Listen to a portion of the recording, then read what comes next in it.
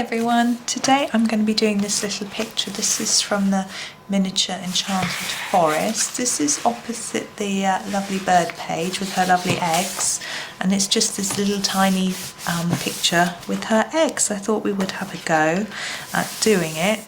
It's very small, but it should be fun. I'm going to start with the leaves and then move on to the eggs at the end.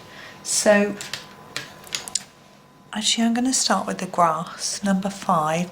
I'm not normally with grass, I might do it in 2 or 3 different shades of colour, but with this grass it's just going to be this one because it's small.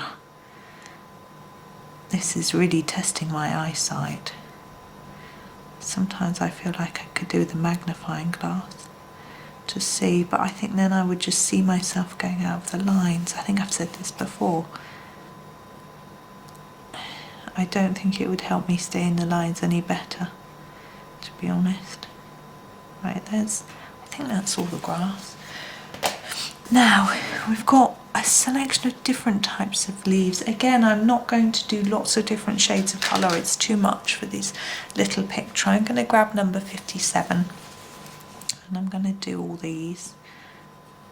Now, I'm not even going to do them lighter at the tips than the middle because I think it might just look like I haven't coloured it in.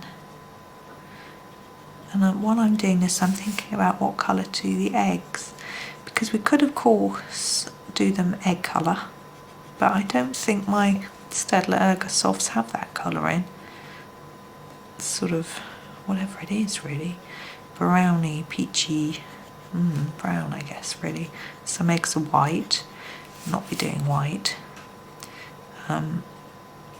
So I'm thinking, you know, this is an enchanted forest, we could do whatever colour we like. I'm thinking a light blue might be good because you do get blue eggs.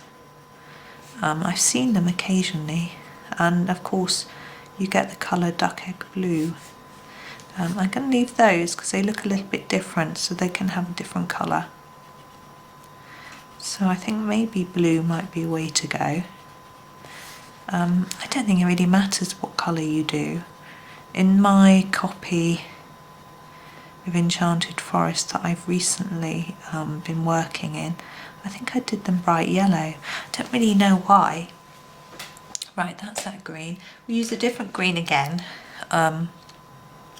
This one is number 50. It's hard to see the number on that one.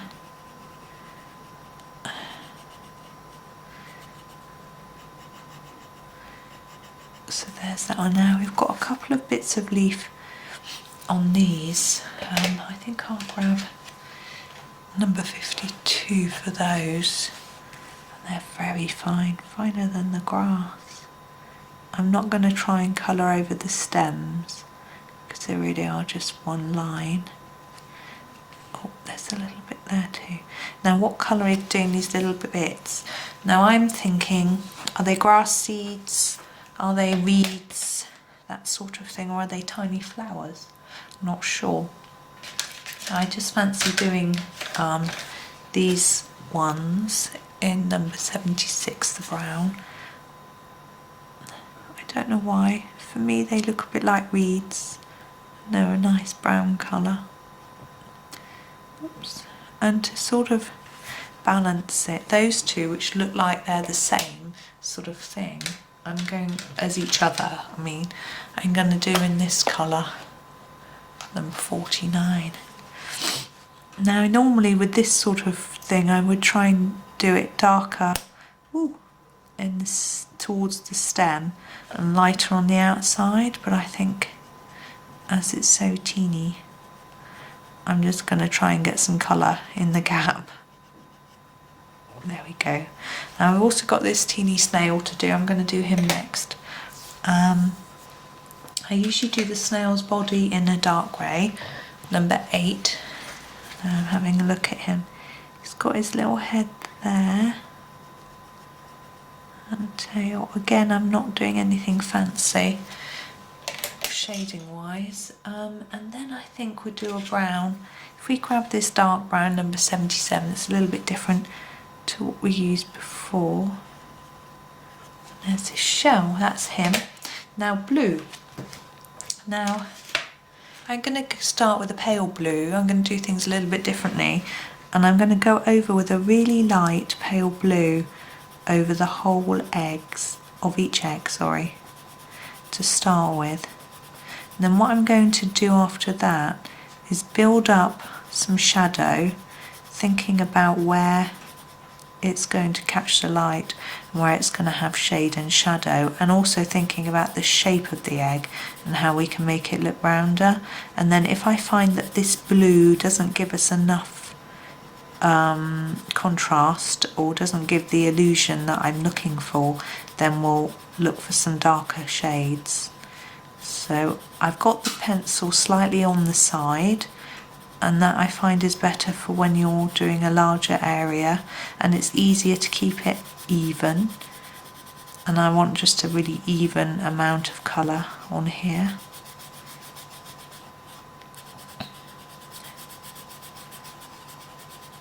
Right, what I'm going to do is slightly tip the book. It makes it easier for me. I hope that isn't going to make you feel funny, that it's slightly squiff. And I'm going to start with this one. I'm going to start working away at the bottom. Now I figure it would have some shadow near the bottom. And I'm going to shade the bottom of the egg and then gently fade it up towards the top using little circular movements. Now there would also be quite a lot of shadow coming from this egg here.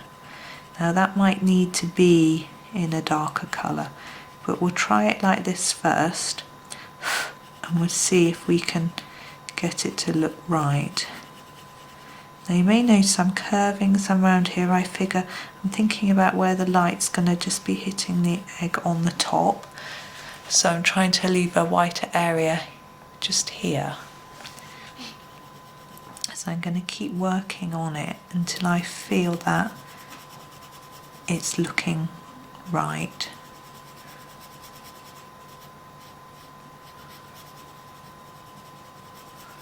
I think we're getting somewhere now, but as you can see I'm just adding more and more gentle layers.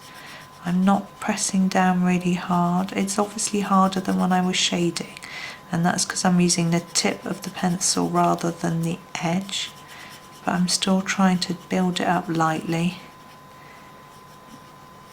I'm just going to have to stop, sorry, 1 minute.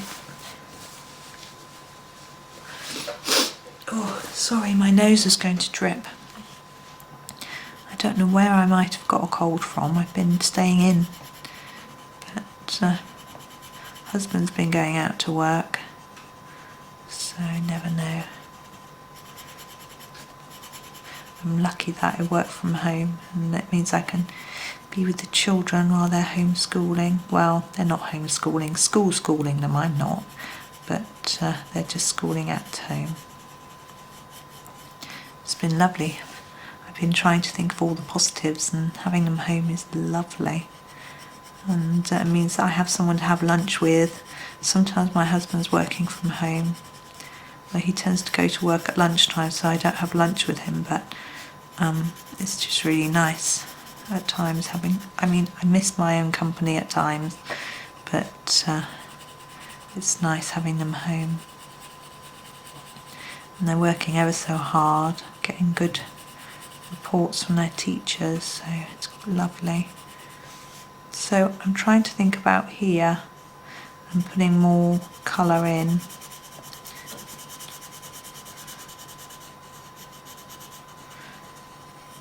And again, trying to get that shine on the top of the egg. Oh, sorry, my nose is behaving. And a bit down here as well. I'm just going to try and carefully go around Mr. Snail. I don't think he would be casting a shadow or anything. And it's a bit complicated anyway. I try and keep things as simple as I can, but still have some interest in the picture.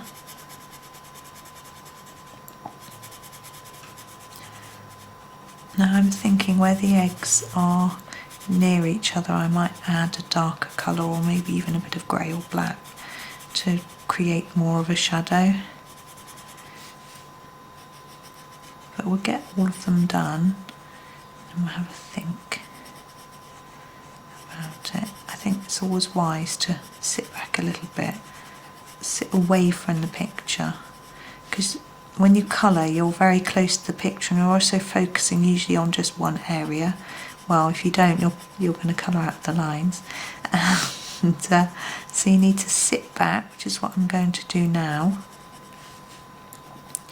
When I finish this, sit back and think about what's going on. Now I've coloured too much there. I'm going to grab my rubber, just rub out a bit from the top there. There we go. I will blend that in better later. So I'm sat back in my chair just a little bit. I'm viewing the whole thing and I'm definitely thinking we need something going on here. Now rather than taking a black, which I think might be a bit harsh, I'm going to go in with the dark blue. I'm going to use number 3, which isn't my darkest blue, to start with. And then if I feel we need a bit more, I can always go in for the darker one. And I'm going to add some blue here and try to gently just blend it in. I'm also going to add a bit down here to add some depth to the base. And so I'll add a little bit in here and just blend it in, and hopefully we can see that that's having an effect on the look of it.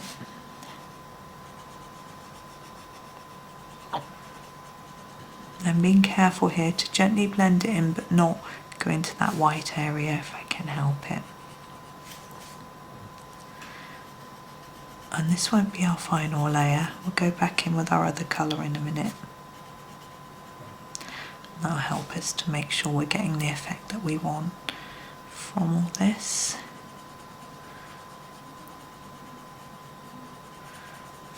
That's quite dark, isn't it? We'll see how if we can work that in a bit more in a minute. You see the darker layer helps the part that we've left lighter look more shiny. That last egg needs a lot of work. Right, back in with the lighter blue. I'm just going to work these edges in a bit more to blend them. There we go.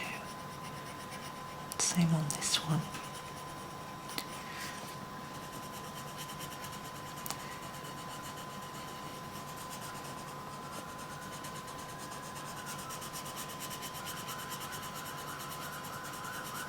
Gosh, I don't know if you can hear that siren. I can't work out what that is. I think it's a police car or fire engine. We're really near the hospital, so we do often hear ambulances going by as well. There we go. So blend away. That one doesn't look like... Did I not do any down there? It doesn't look particularly dark to me. Maybe I missed that one. Probably too busy chattering to you.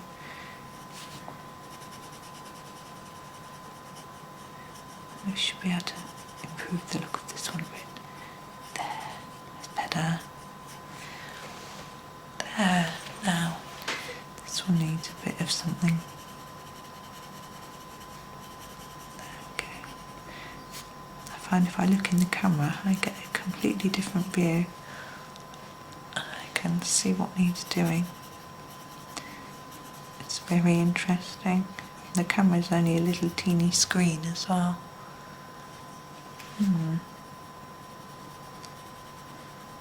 It's a bit of blending around Mr. Snail.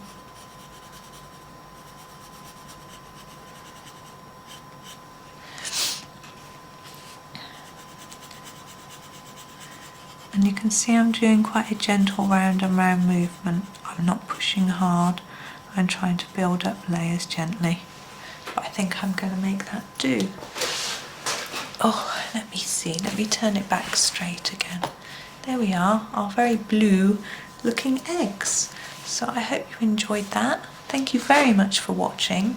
and happy colouring.